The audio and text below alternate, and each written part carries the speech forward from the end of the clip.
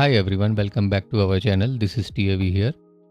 Have you ever find yourself opening different files just to find one image or document that actually you need and to find what's actually inside it? Like for example, I have one image on my desktop.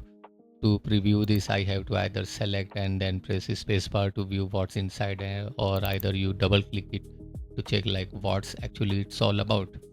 But luckily my Mac has an inbuilt setting that you can turn on to make this icon preview available all the time.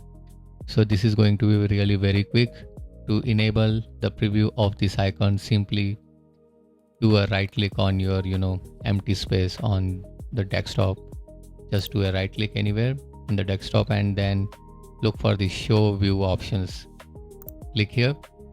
It will show all the settings related with the view options, and from here you have to choose and enable this checkbox called show icon preview.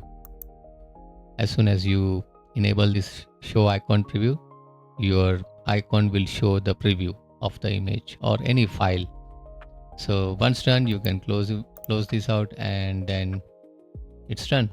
It's so simple to enable and make the preview of icon available. So this is all guys. See you in my next tutorial. Till then, take care and bye bye.